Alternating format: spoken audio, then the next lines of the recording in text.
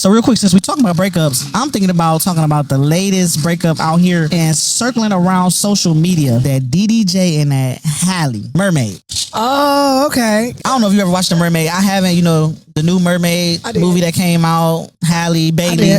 Okay. Halle Bailey and DDG were once a thing. They were a couple. So to give you the backstory on DDG is from Pontiac, Michigan. Ain't that her baby daddy? That's her whole baby daddy. It is her baby daddy, but of course, before you become the baby daddy, you got to be something else, right? Right. So they were, I guess, in a relationship, ended up having a baby together. Once a cute Hollywood story, right? Mm-hmm. Halle Bailey, I don't know her total background story. DDG's, just so you know, he came up off YouTube, from my understanding. Then he kind of went to the music world, things like that. I don't know about Halle Bailey, but I know she ended up going into movies, right? Now the tea with that is basically circling around the net, allegedly. It's just an allegation that DDG basically put his hands on her and she got a restraining order on him. Also, I guess she was upset because he was putting their son on the internet and I don't think she wanted him on the internet. And it's something supposed to be going on with the custody situation. Of course, if you got a restraining order on somebody, of course you're going to try to take the baby too, right? Right now, they going through a whole dispute as far as definitely supposed to be a restraining order out on them. Because basically the story from what I heard and read was that they was in a car. Okay. They got into a dispute over the son or something like that. And he basically bruised her up.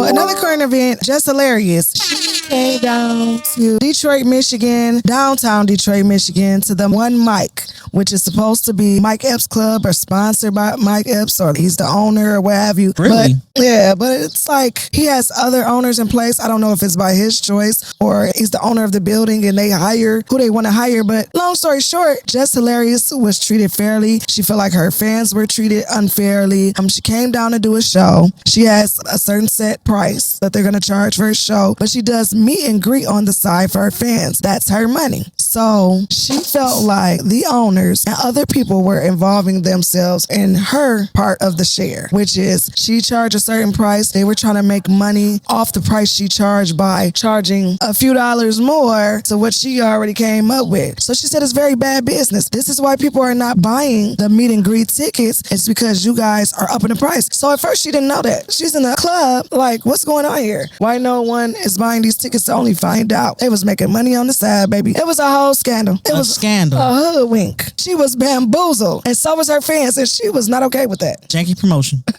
Definitely janky promoters. She was very upset about that. So let's get a little clarity if we can. Okay. What exactly, if you know, allegedly, what exactly was being charged based off what we heard as far as the news go on social media? What was being overcharged? Was it the door? Was it side money on the door? Was it the drinks? Well, I think they overcharged with the drinks, period. I mean, I don't understand that drink price. I don't. I think it's like different tickets, and one ticket that you can buy includes a meet and greet. So she felt like she has a fair, reasonable price that her fans can afford for a meet and greet. But when I say 50 and you tell them 70 or 80, come on. Now your fans like, well, I can't afford that $80 for the ticket. I mean, if she would have went down a little bit, it looks like Jess Hilarious is trying to, what would you call it? Charge a certain amount that people don't feel they should be paying at the time. It had nothing to do with her though. So, it had to do with the promotion. Okay. I know me personally, I've never been a part of any promotion or anything like that where tickets were charged, other than one time I did a little show. But as far as professionally, so I don't know how that work and who is in charge of what and how the prices are set. But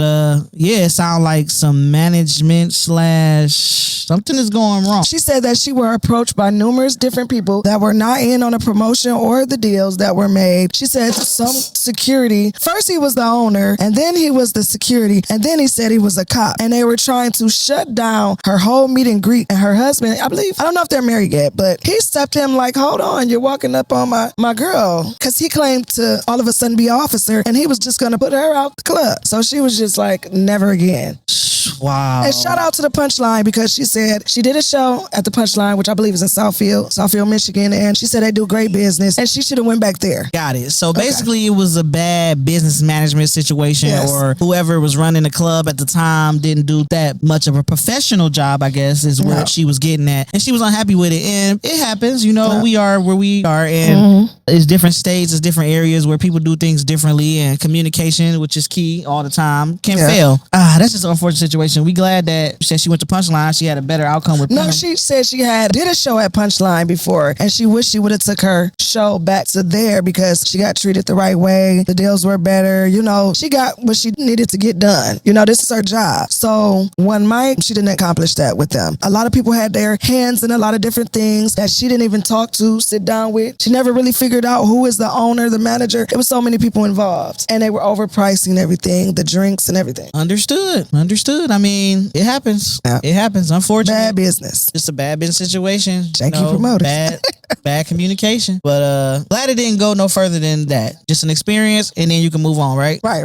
You know what I'm saying? Just move on. So it's another hot topic going on, circling around that internet allegations, relationships. Let's get back on that. So we talking about Papoose, Remy Ma, and Claressa Shields. Claressa Shields. Okay. So if y'all been following hip hop, y'all been around. Of course, the younger generation might not know, but if you do know, Papoose been around for a long time. Well-known guy as far as hip hop rap. So is Remy Ma. If you know Remy Ma, her background, her music, Lean Back, her hanging with Fat Joe, things like that. You know what I'm talking about. If not, just go do your research. And then Claressa Shields, you already know she's a boxer. From my point of view, from what I know, I haven't known her as long as I've known and seen them, but she's been famous for a while now as far as being a great boxer. If you don't know who she is, I mean, she's knocking women out left and right in the ring. Right. Feel me? So the whole backstory behind that so far is what I'm getting. I haven't dove into the drama like I need to, but I do know that Remy Ma basically was seen and caught with, I don't know if he was a friend or he was somebody that Papoose knew, but they had some type of connection is what they saying. Yeah. And Remy Ma was with that guy who is a freestyle battle type person. And I don't know if Papoose put together battles and freestyles, but I know at one point Remy Ma was trying to do that, and that was like her dude at the time. Yeah. So anyway, Papoose and Remy Ma was married. Remy Ma went to prison. Papoose supposedly held her down through her sentence. They stayed together. She came out. It's supposed to be one big happy family that everybody knew about. So anyway, it started circling around the internet that Remy Ma was talking to a guy that Papoose knew. Everybody was laughing in Papoose face at one point, talking junk on the internet and everything like that. As far as just embarrassing, and it kind of made Remy Ma look kind of bad, and she kind of like tried to shy away from that. So fast forward, and all of a sudden, Claressa Shields and Papoose are in a relationship. It was, I guess, a silent relationship for a while, but now cat's out the bag. And some words was said in between Remy Ma and Claressa Shields on the internet. I believe Instagram, or it could have been Twitter, but some words was said, and basically Claressa was coming from a standpoint of, look, I've been with Papoose. We was good when nobody knew nothing. Now everybody want to clout chase. Everybody want to talk about it. And she basically saying to Remy Ma, like, look, we good, but you can come hang with us in certain events. I don't have a problem with you. It was never that serious for me, but me and Papoose is straight. We doing this. We've been doing this. You ain't gonna stop nothing. All that's just talk. And as far as Remy Ma's standpoint, I didn't really get to see exactly what Remy Ma was saying, but it did seem like she kind of felt some type of way about it. Like she was voicing her opinion, and she is getting a little bit irritated by some of the comments that's being made as far as the situation. Based on that situation, what you think? I know, Remy Ma, her past. You know what she been through. She had to get back on her feet. I know you know a little bit about Papoose, right? And Claressa Shields. So based off that, what you think about the whole situation as far as in general? You know what? I mean, it's funny you say about the Remy Ma. I didn't really hear her engaging. I don't know if I just missed Remy Ma comments, but I kept seeing Claressa, baby. She just kept on parading that Papoose. Like, I felt like every chance she gets, she made a rap song about it. Like, she did a dance about it. Like, she did a boxing move about it. Like, she was claiming that man, y'all. Like it was the best man she ever had. So I'm like, oh, Papoose must still got it. I'm thinking he older, she younger. I like Remy Ma though. I like them both. I mean, I love a good boxer, and Remy Ma, good artist, and I'm more familiar with Remy Ma like just growing up. I'm familiar with her presence more about her than I do Claressa Shields, other than her being a boxer. But it's kind of weird because you see that couple and it's like you're used to this couple, and then they get somebody new and it's like, who is that? What's this about? So I'm cool with it either way. Whatever makes them happy, whatever floats their boat. What I did hear is Remy Ma got hands too now. So I was hearing that she felt like Claressa don't want it with her. But I don't know. Who you think will win that? Well, we just gonna keep it 100. First of all, let me just say my humble opinion. My humble opinion. I like Remy Ma. I think Remy Ma is a very beautiful lady. In this industry, we don't have enough. Well, we starting to get there. Where we have that chocolate female. We starting to get more of that. And I just think Remy Ma is just a very beautiful lady. Like she just got certain features about her that's just like, you know, just beautiful. You know okay, I get it. Not to take nothing from anybody else, but as far as the actual fight, like you talking boxing, like you talk one-on-one real fighting. She said she used to box too, I heard. Yeah, but so to speak. Yeah, but used to box and boxing is two different things. I like the stamina you gotta have, the dogmatic attitude you gotta have, they train them a certain type of way. Like Claressa just got the skills. Yeah. You know what I'm saying? She cut up. Undeniable. She got the body. You know, she a different type of dog when it comes to certain things. You know what I'm saying? And she's trained to be that way professionally. You know what I'm saying? In that ring. So you talking about a real fight. I hate to be biased, but I'm gonna just have to give it to the athlete because she's an athlete. You know what I'm saying? It just is. It is what it is. It is what it is. Like I think Remy might can hold her own, but she would have to probably get into that athlete mode. You know what I'm saying? Things like that. But to bring up what you brought up, that is what Remy Ma said. Remy Ma made a post about age, and she was like, basically, she just broke it down. Like, look, you talking to me about a guy that is this age, you this age, he got kids that's this age, and we got a so-called kid that's this age, and we've been together since this age. Right. So she basically put all the ages out there. That was her way of saying, like, you know, whatever she was trying to say. She OG. That's all she was trying to say. And you got to respect that. You know what I'm saying? It's an age difference, but I don't want to see no fight like that. And much respect to Remy Ma, too, because we know what she did in her past, and she had to do what she had to do in that moment, but we don't want to see that. We want to see both of them thrive, right? As black women. Absolutely. I don't think that we should encourage turning them into, you know, against each other, I should say. Absolutely. Then there's kids involved, so no, absolutely not. Right. And when you got kids involved, we got to think for the kids too. So be more mature. Yeah, absolutely. But that is tea for us, right? Definitely tea. Something to talk about. Definitely. So I do feel like Pep, he tends to like very aggressive or dominant, maybe even assertive women. He comes off very laid back to me. You know what I do like though? I just cut it off because I may not, you know, I don't want to say the wrong thing. But what I do like about Claressa Shields in a world where boxing is a very dominant sport and that she's able to show her femininity and that where she put her heels on, her makeup, her dresses, and she embraced that in a dynamic where it's like she got to be tough all the time. She separated her job from her personal life. And I do like that about her. And I think that's cool too. She probably actually a sweet person. Because sometimes females do get a bad rap when they're super aggressive or they come off like they are super dominant, you know, and sometimes people look at that as like, you know, they just get a bad rep sometimes when they like that. But I do think that Remy Ma, and maybe because she's older too, and it might be because Claressa is an athlete, but I think Remy Ma is a little bit more, like I see her softer side too. Because she's a rapper, and that's another thing about women being rappers, just like women being fighters. It's like this aggression you're just supposed to have. So we've seen Remy Ma aggression, you know, so it's like to see them in their feminine side that is more softer. Softer side. Yeah, it's like cool. You know, you can still embrace that and don't always have to be like, so what's the word? Dominant about it, or I don't know. Yeah, that's true. I think because rap is so competitive that it's more of a competitive thing, and sometimes competitive can come off as aggression, right? Because that's what it is, I guess. That's exactly what you have to be.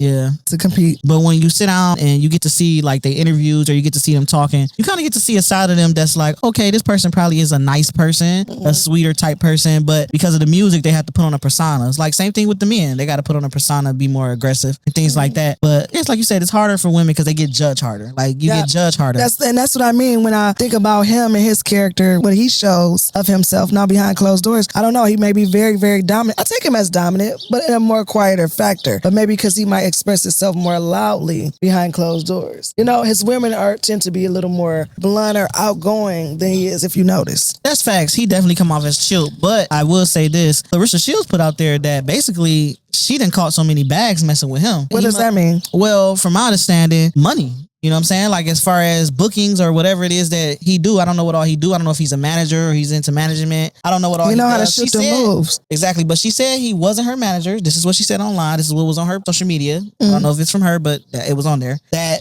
he's not her manager, but she said she was able to catch a lot of bags with him as far as, I guess, bookings and cash that she, I guess, gets from making appearances or whatever it is she do on the side or they do together. She's able to profit in some type of way. So even though he's a quiet man, he must probably got his business intact. And you know, every woman want a man with their business intact, right? Oh, for sure. That's as good as you could be. You don't even have to open your mouth at all. As long as you got, you know what I'm saying? They're providing that security thing going. And I could see that's probably why she was dancing, making music about him and everything. She like, you can't have him back. She was going to make sure Remy didn't get him back. Yep, I guess she in love with the boss. Remy did get on the line also and show her diamonds. You know, she's just trying to show people like, I got the bag regardless. You know what I'm saying? I don't need nobody. Sure. So that's what type of time she on. So kudos to her too. When it was your man at the end of the day. But I mean, apparently from the allegations, she didn't want him no more. So hey, another man's trash is another man's treasure. Ain't that what they say? So it is what it is. It is what it is. So now let's get into some more tea. Now this tea is not the good tea, y'all. It's kind of like the bad tea, but it's the bad tea that went good. Once again, another rap scenario and a scenario with a rapper who basically ended up getting shot but survived. So him getting shot and then surviving, I would count that as a blessing, right?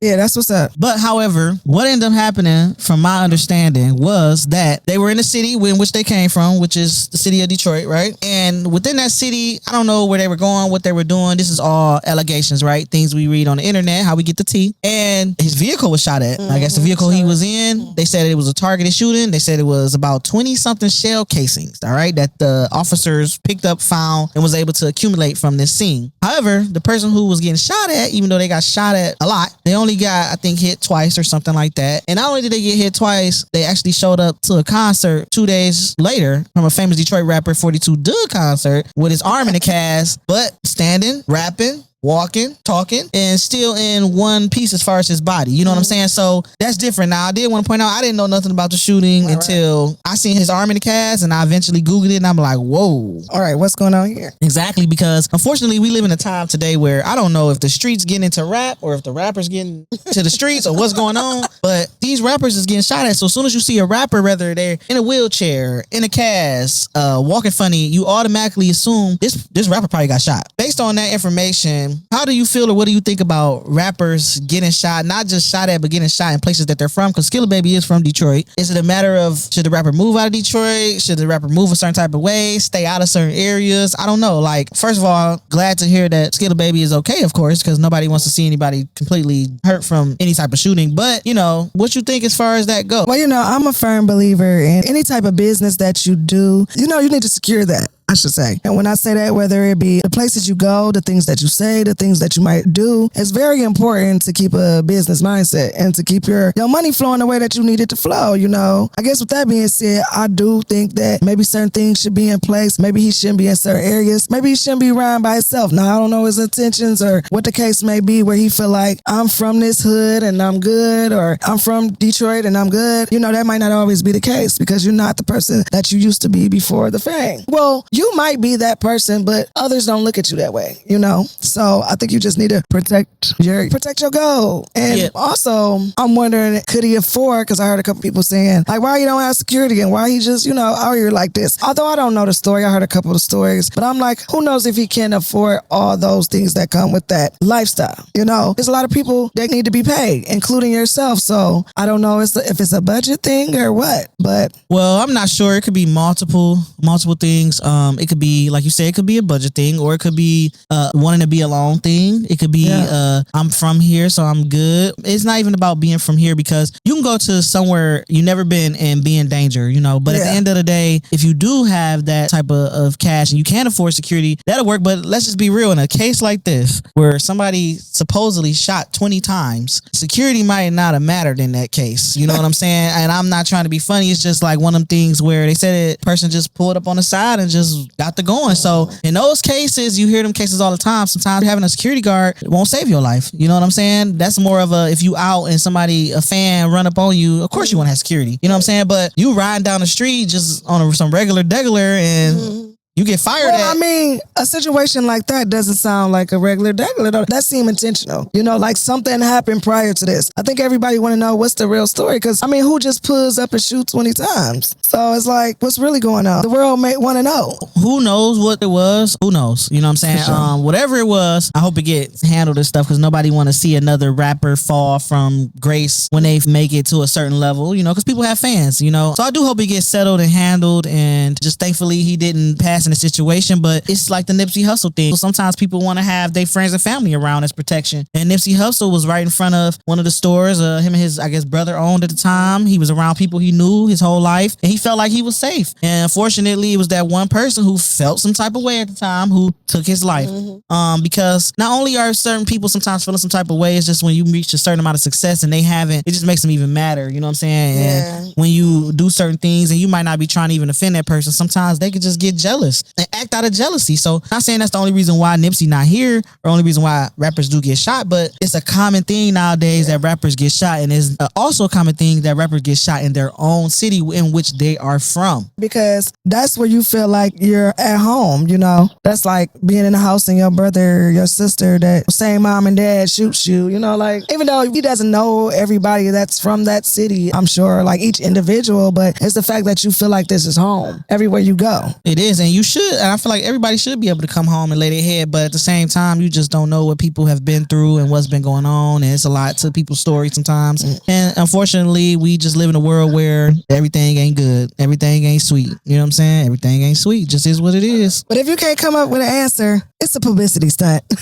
Sorry. Publicity stunts happen so many times where people use that as a push. I know he did get online and he said a prayer online where he basically prayed about his enemies. He prayed about a lot of stuff, almost like you would think that basically he knew something was coming in his spirit, probably, because he really did have like a heart-to-heart prayer online where he was just talking about God protect him from things and, you know, just kind of like just, I guess, his way of releasing everything probably he'd been through. I don't know, but he did that, and that was probably like a day or so before he actually got shot at. So it was kind of interesting to see that. Like, it was just really real deep, like eyes closed, everything. So I don't know. It's just interesting that happened to him in that way. For sure. That's sad. It is. But keep God first if that's what you believe in. Absolutely. For sure. So to piggyback on how it affects a person's career. Yeah, getting shot at, I think if you are a rapper and you are a rapper of a certain caliber and you rapping about certain things, yes, when you survive a shooting, it does bring more attention to you and more attention to your music. So I think that when people get shot and they survive and they able to walk and talk, people do want to see that, and it makes you more popular. Just like the Yo Gotti thing when his brother got killed and he showed up to the 42 Doug concert, same type of situation the next day or a couple days later, and everybody was like, his brother just got killed. So while everybody's talking about that, it's a great time for them to pop out, you know, because all eyes on them, people watching, the people don't want to see you broken, you know what I'm saying? Yeah. So when you got real diehard fans and something like that happened to you, sometimes it is better to pop out and keep it rolling while it looked like you taking an L. Because now it's like, no, I'm gonna show y'all I'm not taking no L's. I'm still here. Things like that. So I think that's why people pop out and they use that negativity to their advantage. To turn it into a success story that people, you know, pay attention to. And people love you more. So like when Tupac got shot and he came back out and he was still strong and still was Tupac, people love that. That made the people love him more, and it made people know him even more. So the people that didn't know Skilla Baby, because of that happened, more people was gonna know Skilla Baby. Yeah. So more fans. For sure. So I love Tyler Perry shows. If anybody know me knows, I rock with Tyler Perry Studios. He do his thing every time. I can always relate to just about mostly all his content. I can typically in one way relate to a character or something in his content. However, they got She's the People out with Lavita. She used to be in the Steve Harvey show and her name was Lavita on there, and Cedric the Entertainer was her boyfriend. Look, I don't even know her real name. I'm so used to calling her Lavita. I used to love that show. And by the way, Steve Harvey show? Yeah, I used to love that show. Yeah. By the way, the new show you said on Netflix, right? Oh yeah, it's on Netflix, and it's a cool show. It's centered around, it's a comedy. It's got my man's in there from Chicago, the comedian. I think he called himself Mojo. I don't want to say his name wrong because he was using another name at first and he switched his name. But you gotta just check it out. He's in there. I think he's a real funny guy. He gave a shout out to Detroit, Michigan when he came and said he really enjoyed it. He really felt the love and the vibe. But anyway, yeah, She's the People is like a comedy. It's like politicians or politics, and she's an African American and she's trying to, you know, make a difference. She's educated. She's well qualified for the job, and she's in there with what some people might call the good old boys, you know. Okay. And they're like, you just sit and be quiet because the governor don't want his spot taken. Basically, because if something happened to him, she would be up next for his position. So he's trying to keep her doing the most frivolous jobs as possible. And she looking like, I didn't go to school for all these things, not to be, you know, what I went to school for, my talent or my degree. Her kids are funny. The daughter is something else. house. She's just like giving her mom a hard time. She's 16. I didn't catch the son age, but he's like the nerd, so to speak. And then she got her mama involved, which her mom is that like old-fashioned mom, go get that switch off the tree. You're going to get your butt whooped. She encouraging her daughter to whoop her daughter because that's how she raised her. Okay.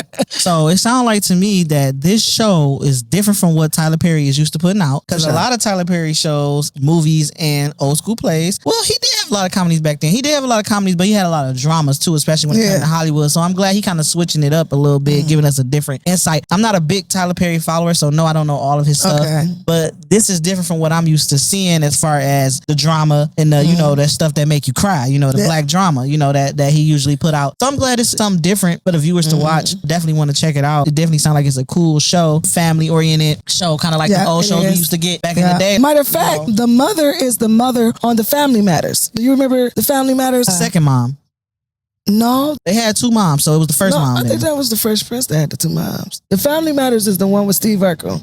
Okay. They had two moms, didn't they? No, Harriet. Remember, we might be confusing that with the Fresh Prince, I think. But if you remember Steve Urkel in the Family Matters, you had Carl was a police officer and Harriet was his wife. And then her sister lived in the house with them with the son. So Harriet is the mom that plays Levita mom. Yep, so that's pretty cool. So it's cool to see Harriet again. What I did realize about Netflix is a lot of people that was in old school movies and plays and shows is popping out on Netflix. So shout out to Netflix, because we want to see some of them actors and actresses that we used to see back then that was killing the game. So shout out to that. Well, that's what I'm saying. That's the shout out to Tyler Perry, because that's what he do. He bring you guys back that's been in hiding and feeling like you're not getting no shows and pay good money. I'm about to pull up to the studio. The studio is in Georgia, ain't it? Shout out to Tyler Perry. Shout out to Tyler Perry. I'm about to pull up and Thanks give me a Tyler roll. Perry looking out for the people now. He does. And everybody who works with his crew says they get paid, you know, good. So and that's a blessing. That is. They deserve it. Because a lot of people not getting paid like they should. I know. They get their money's worth, you know. Not just there, anywhere, really. Everywhere. Yeah.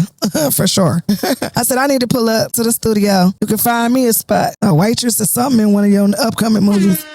Oh, he coming out with another movie. Another Netflix series movie with Taraji Henson too. God, what was that one called? I think it's called Straw or something. Straw. The straw that broke the camel's back, basically. That's a saying. Yeah. So it's called Straw. That's gonna be good. Definitely gonna check that out. I think that's June 6th. Yeah, Promotion real quick. June 6th. Right. Promote We're stay. We gonna sit back and watch Netflix. I'm gonna have to call him like, we promote your shows. Okay, send us a little something. Okay, so we can get out the backyard.